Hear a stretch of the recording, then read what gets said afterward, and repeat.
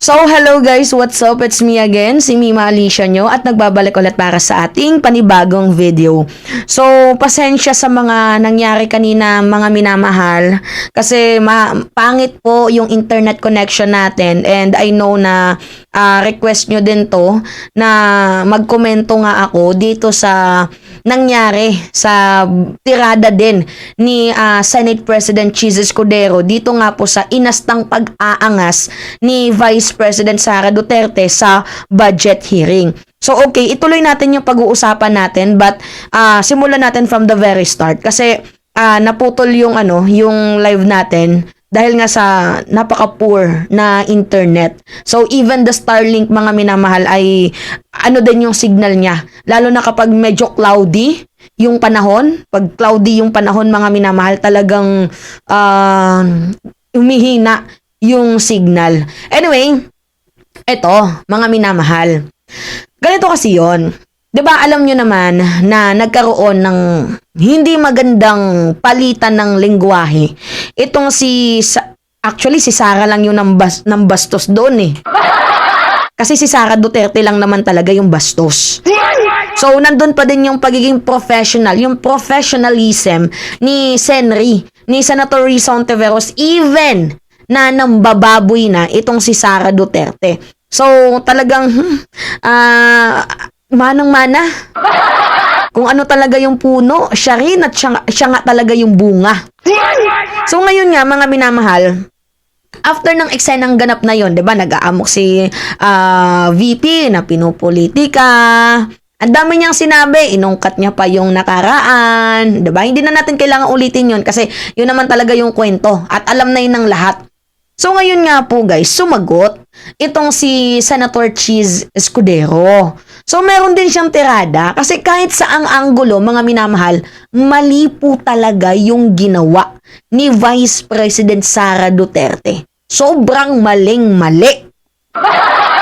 Hindi po tama yung ganong asta. Ikaw na nga yung nanghihingi, ikaw pa yung galit. Na in the first place, ano ba yung trabaho ng senador?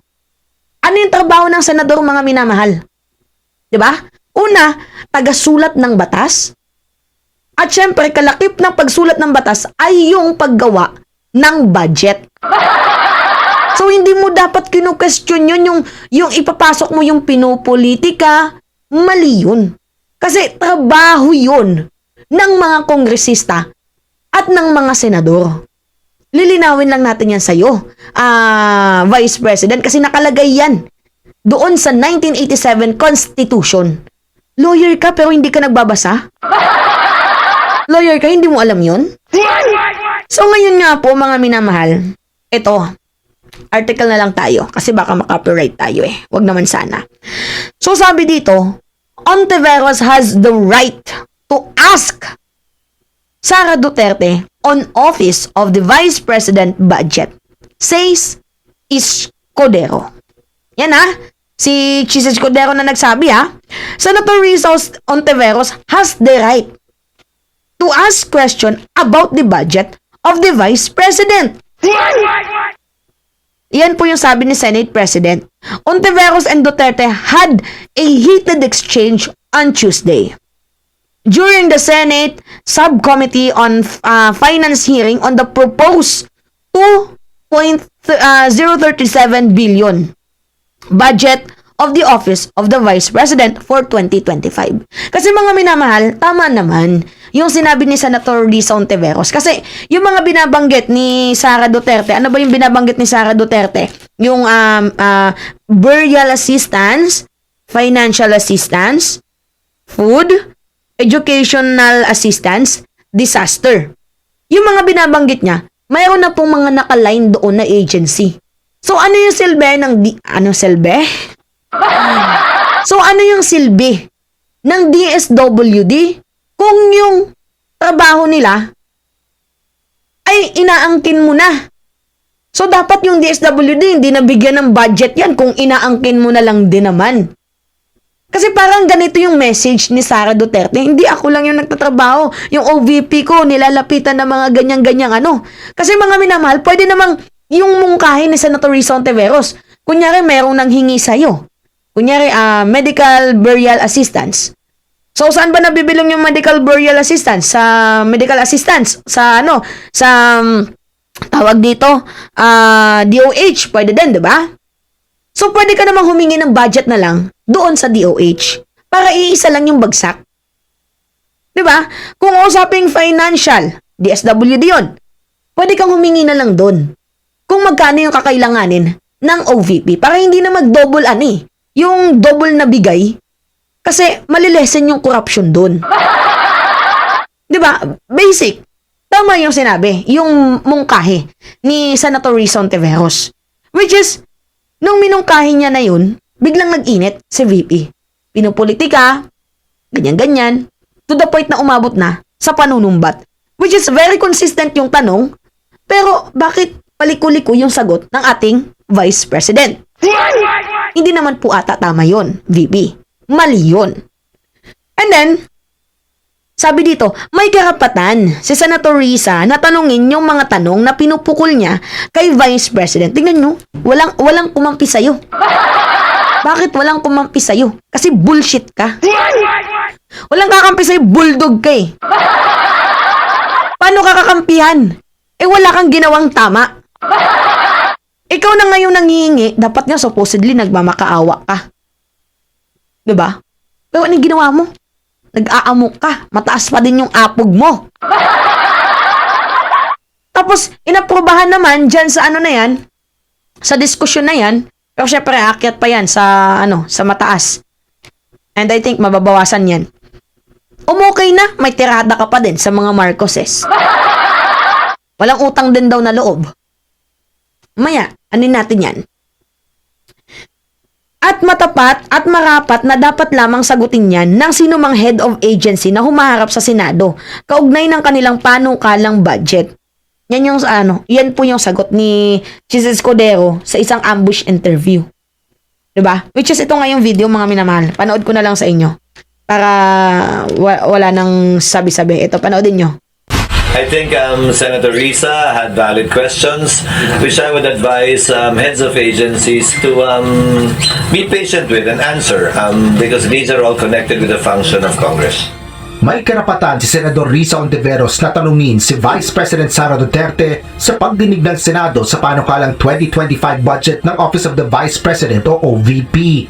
Ito ang paliwanag ni Senate President Francis Jesus Escudero matapos magkasagutan ng dalawa kahapon kaugnay ng ilang OVP projects.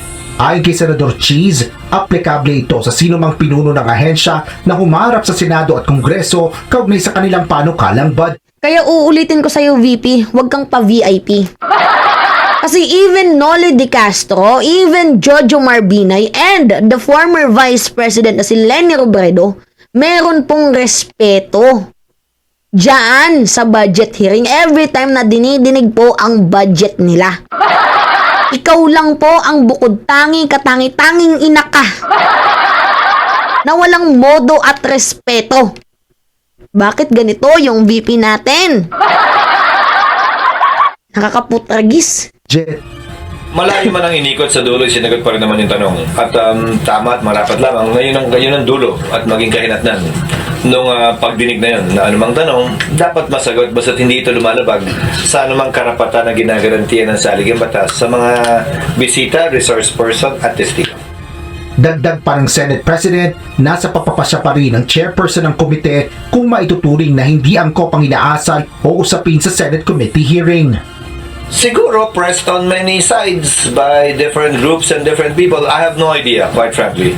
But again, I would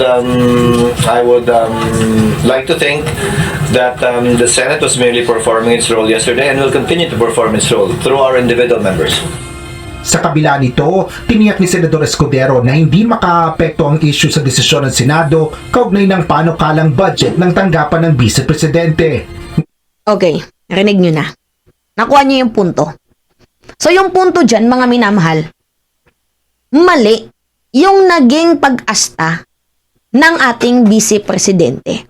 Kasi mga minamahal, buti nga may Senary tayo, Senator Risa Ontiveros. Actually, ito yung hindi ko binoto na pinagsisisihan ko. Kasi, alam nyo naman na tayo ay nasa kabila noon, straight vote tayo. Pero hindi ko binoto si Robin. 'Di ba? Kahit pa paano may utak din naman ako. Hindi ko din binoto si Harry Roque kasi umatras din naman siya, 'di ba? So ganito nga mga minamahal. Buti nga may Senator Risa Ontiveros tayo kasi siya yung nagsisilbing voice of the people. Kasi yung mga tanong na usually hindi na itatanong kasi nga may mga pumipigil, ka-align ni Sara Duterte, ngayon nabibigyan na ng pansin. At siya lang po yung katangi-tanging mahilig magtanong. Mahilig mambusisi. Diba? For the people talaga, itong si Senator Risa Ontiveros. I really don't get the point bakit laging galit at gustong manakit ni Vice President Sara Duterte. Very consistent yung tanong. Diba? Very, very consistent. And ang kailangan natin dito is straightforward na sagot. Hindi yung paligoy-ligoy.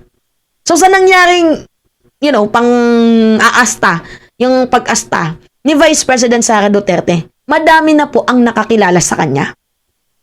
Paano siya nakilala? Na mahilig lumamon talaga ng pera ng kaban ng bayan. Bakit? Nung si former Vice President Leni Robredo, yung Vice Presidente ng Bansang Pilipinas, gaano po kalaki yung budget ni VP Leni noon? Hindi po umaabot ng bilyon. 633 million, if I'm not mistaken, 600 to 700 million. Ganun po yung budget ng OVP sa panahon ng ama mo. And yet, very productive po yung Office of the Vice President. Very productive, mga minamahal. Hindi katulad ngayon. Kailangan lahat, bawat kibot, pera. Pera dito, pera doon. Mukhang pera kasi. Hindi naman tama yung ganong pag-asta, VP. Lahat na lang nakadepende, pera. Pero walang trabahong ginagawa. Diba? Gusto mo lang na i-add tong mga ganitong bagay para magkaroon ka pa ng pera. Diba? Hindi mo nga trabaho yung yung pagiging DSWD, hindi mo trabaho yung pagiging DOH, hindi mo trabaho yung yung pagiging financial assistance na yan. And yet, tinatrabaho mo. Inaagaw mo yung trabaho ng iba kasi gusto mo mabigyan ng justice. Yung mga ahensyang, parang kala mo naman hindi sila nagtatrabaho eh. Kasi ganun yung pagkakasabi mo. Gusto mong mabigyan ng justice. Kasi merong mga taong humihingi sa himpilan mo. Although sabi na lang natin, oo, merong humihingi. Pero yung punto natin dito, kung pwede namang pag-isahin lang yung budget, humingi ka na lang sa mga specific na ahensya na yun. Diba, kunyari sa food, humingi ka sa DSWD. Pwede sana. Aix! Pwede sana. Kaso bakit naman ganun, VP? Bakit mo ipinipilit? Ba't mo pa ipinipilit? Yan nga yung nakakapagtaka. Pinipilit niya. Bakit? Siguro, I think, mga minamahal para... Diba? May gagamitin siya for the next election. Tapos, ang lakas pa ng apog ni VP Sara Duterte. Ano yung apog niya? Na hahabol-habulin daw siya? Paano kahabol-habulin yan? Hindi ka naman kahabol-habol. Diba? Oh. Ay. Ano pa yung sabi dito sa balita? Ngunit ngayong naisumite na sa plenaryo ang usapin ng 2025 OVP budget, sinabi ni Senador Risa Ontiveros na bubusisihin pa rin nito ang mga proyekto ng pangalawang Pangulo na nakapaloob sa panukala. Makikialam. At the proper time, Tama yan. magpo-propose ako ng amendment na yung mga items para sa mukhang duplicating programs ng kanyang opisina ay i-realign kung pwede dun sa mga departamento na may ganyang na mga programa or at the very least within OVP pero earmark na magre-request lang ang OVP dun sa department. Ang ganda ng sinasabi ni Senator Risa Ontiveros. 'Di ba? Kasi yung punto dito, malaki talaga yung nasasayang na pondo ng taong bayan. Yung due to corruption, every year yung nakukurap na na pera ng mga nasa gobyerno, umaabot nga ng 300 billion per year. 'Di ba? 300 billion, mga minamahal, yung mga nakukurap ng mga public official na yan. Maganda yung sagot ni Senator Risa Ontiveros. Para hindi na yung mag-cross-cross ba yung mga landas ng mga yawang yan. Kaso minamasama ni VP na parang pinupolitika, walang pamumulitika doon. Very stick lang talaga sa punto itong si Senator Risa Ontiveros para maiwasan yung corruption at yung mga duplication na trabaho naman ng iba, tatrabahuin mo pa. Ganun. Oh, Departamento may ganyang programa na. Paliwanag pa ni Senador Ontiveros, kulang na ang pondo ng mga kagawaran lalo pa sa mga programa kaugnay ng social protection, pamunahin na ang tulong medikal. Sa tingin din niya ay improper request o hindi maayos na kahilingan ang 10 milyong pisong pondo para naman sa librong personal na inakda ni VP Sara upang ipamigay sa ilang mag-aaral. I think in principle, improper, request yan. Dahil kung meron kang sinulat na libro, kung ikaw ang sumulat niyan, hindi dapat gamitan ng government funds at taxpayers' money. tama. Tama, mga minamahal. Exactly. You are the author of that certain book. You should pay for it. Ikaw yung gagastos nun. Nahiya naman sa'yo si Jose Rizal. 'Di ba? Na bago niya na i-publish yung No Limit Tangere, yung El Filibusterismo, nangutang siya ng pera para ma-publish yung librong nagpamulat sa mamamayang Pilipino kung bakit tayo malaya ngayon. Pero malaya tayo, ginagago ninyo kasi gusto nyo magpasakop tayo sa China. Anyway, ibang usapin na yan. Diba? Pambabastos yun. Yung ginawa mo, VP. Binastos mo yung ating mga manunulat. Yung ating mga author. Sa papaanong paraan niya binastos? Kasi yung mga author natin nagsusumikap. Dugot pawis. Ang kanilang iginugol para magkaroon ng pera para ma-publish ang kanilang mga libro.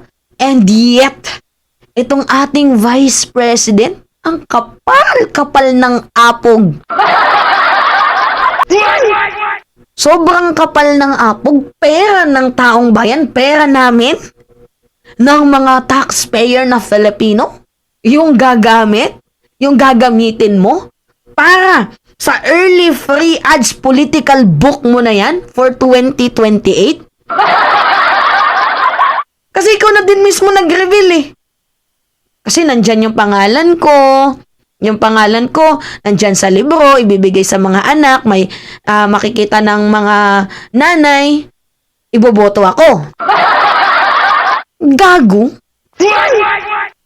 Siya na mismo yung naglaglag sa sarili niya. Ay, nako, VP. Siya yung tumulak sa sarili niyang siya yung tumulak sa sarili niya sa bangin. Kumbaga, pinrito niya yung taba niya sa sarili niyang mantika. Ganun. Para ipamudmod. Paliwanag pa ni Senador Risa Ontiveros ang pag-question niya sa pondo na gagamitin sa ilalim ng opisina ng ikalawang Pangulo ay dahil tungkol ito sa pera ng bayan at hindi tungkol mismo kay Vice President Sara Duterte. Tama. Asher Cadapan Jr., UNTV News. Alam nyo, yan yung mga yung mga taong halatang merong ginagawang masama. Kumbaga mga minamala, I know, na-experience nyo to. Kunyari magpo-post kayo ng patama, tas nag-post kayo ng patama, wala naman talaga kayong pinapatamaan, pero may natamaan. Na-experience nyo yun? Ako na-experience ko yun mga minamahal. Nag-post ako ng patama sa Facebook, pero merong natamaan. Ganon din si VP. Hindi pa nga siya yung nire-real talk na hindi para to sa political ads mo to eh. Di ba? Wala pa nga sinasabing ganon si Senator Risa Ontiveros, nag-react ka na agad. Guilty yarn? Di ba? Oh. Yun. Kaya ka nasusupalpal eh. Dahil ikaw din yung may kagagawan. Ikaw din yung tumatrabaho ng ikalalaglag ng pangalan mo. Ka ba naman tarantado? Oh, anyway, yun po mga minamahal. Nako, overtime tayo. Actually, yung mga vlog ko kasi umaabot lang talaga yan, mga minamahal, ng 10 minutes. Pinakamatagal ko na yun. Ngayon, umaabot tayo ng, ng 20 minutes, higit pa. So anyway, salamat sa inyo mga minamahal. It's me again, si Mima Alicia nyo, at nagbabalik ulit para sa ating panibagong video.